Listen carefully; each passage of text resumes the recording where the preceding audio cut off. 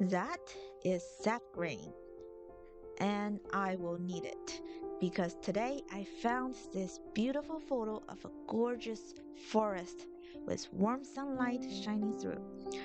Looking at those beautiful arches formed by the trees, and I thought, let's paint it. The paper is 10 by 10, 100% cotton. And my game plan is to create multiple layers of variety of foresty colors by using shades of green, blue, brown, and I'm going to change up the saturation as I paint them. The finished product in my head are usually filled with vibrant color and mesmerizing. I want to paint light because my eyeballs are like moth on a summer night. I cannot take my eyes off a piece of art that glow with light.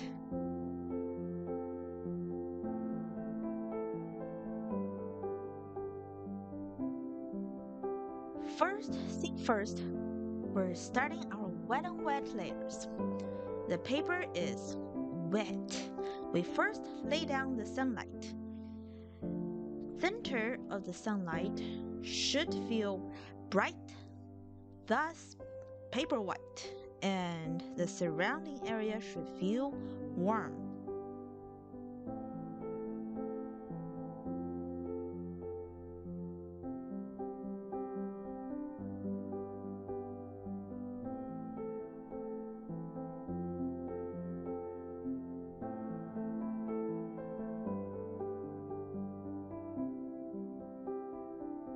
I have put down a layer of blue undertone for the darkest dark trees. This helps darken the value of this area as well as it cools down the temperature tone in this area. Before I get all carried away and cover the paper with colors, I mask out a few details for the highlights. In the traditional sense, using tricks like masking tape, fluid, especially opaque white for the highlight is frowned upon. All whites must be the result of skilled brushwork and carefully planning your pieces. But we're all chill and flexible, right? I just love how pigment burst open on the wet paper. This is the sap grain we prepared earlier. My goal is to leave gaps of yellow and to keep the saturation changing all the time by constantly switching between adding paint and water.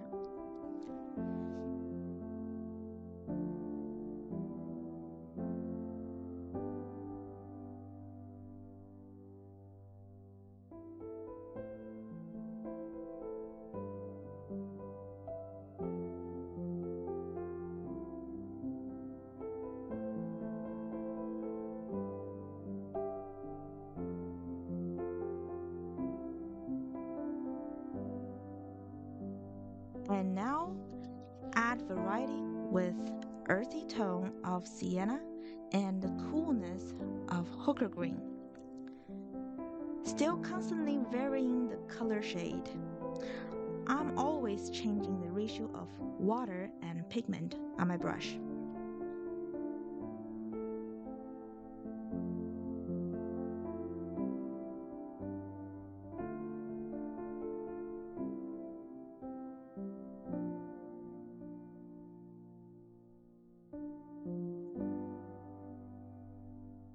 Now there's some water starts to pool on my page. When those water dry, the color will look like a big patch.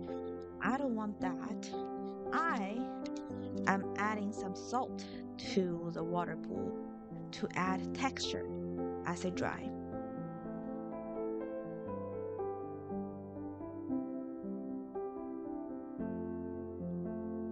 These are the first details of this painting. They're the small branches of plants that glows in the sun as the light showers through the tree. In this piece that I'm painting right now, the focal point of the painting is, of course, the sunlight that shines down through the arch of the tree branches.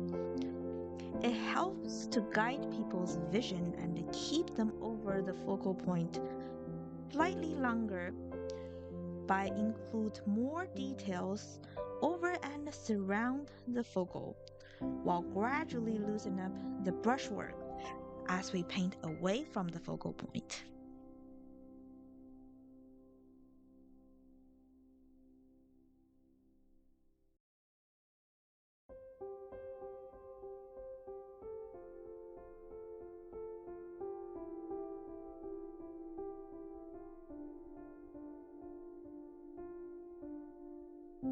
Ooh, I enjoy this part of the painting process. This is when I challenge myself to go darker and deeper in value without using any black paint. What I use here was ultramarine blue and burnt sienna, two colors with innate dark value, one very cool and one much warmer in tone. It's so satisfying to add that depth to the painting. Suddenly, the yellow seems so much more yellow.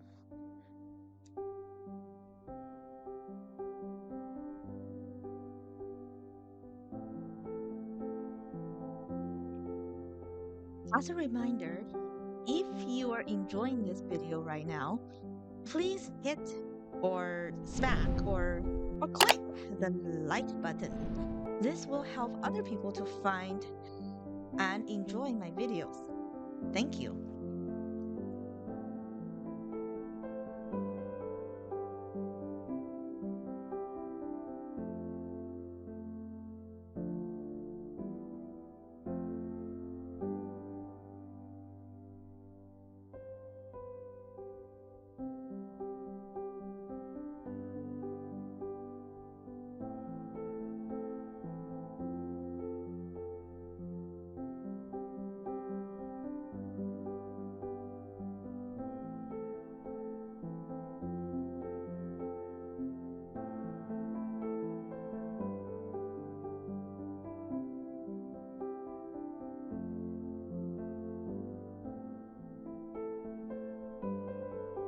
Darkest shade of this painting will be these massive trunks. I usually consider the closest thing to black paint, which is payne gray, is what I'm using right now, with a healthy dose of burnt umber. The technique you're seeing here is called negative painting, or shadow around the lighter item. This technique will give the leaves an illusion of shine through transparency.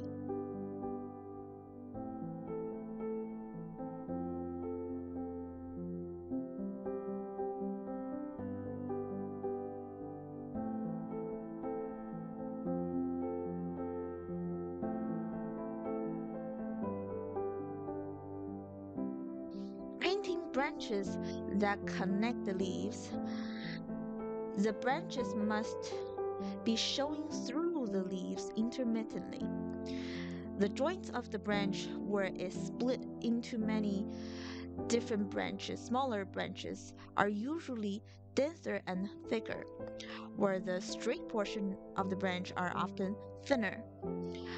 Pushing and lifting the brush at the right time is important to create natural looking trees.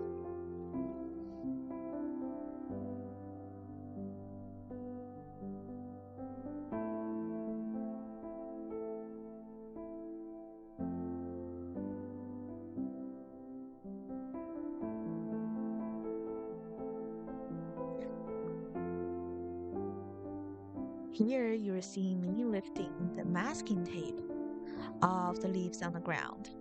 And the lifting masking tape is almost one of the most satisfying to me things to do while I paint. Let me know if you have a love or hate relationship with using masking fluids or masking tape. Leave that in the comment. And I am really dying to know how you guys feel about this.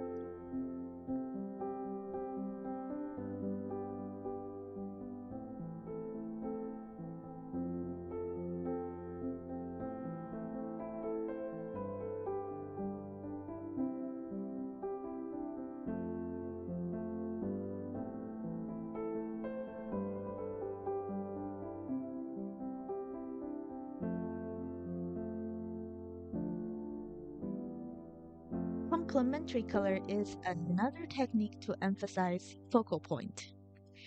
Here we're using the green and red complementary combo. The way I think about complementary color is that these pair of colors are exactly opposite of each other. If you mix these paint, they become nothing but a irrecognizable mush. But position them next to each other, they enhance each other by comparison. It's as if you place the shortest and the tallest person next to each other. All of a sudden, people cannot notice anything else but their height difference. So, the smallest trace of pink existing in this painting at the center of the focal point will bring out all the layers of greens and enhance their property.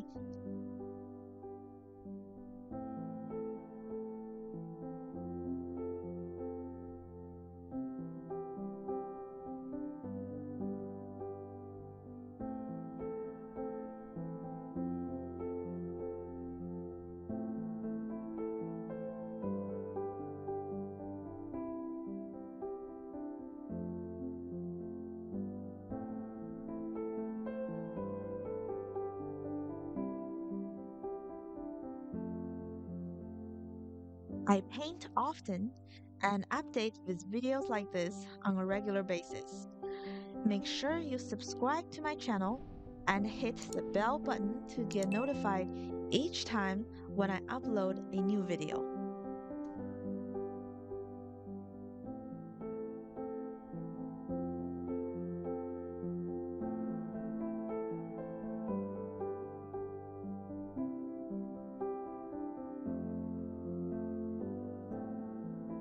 Voila! This is the finished artwork. Want more? Check out this video where I show you how I paint something else equally satisfying.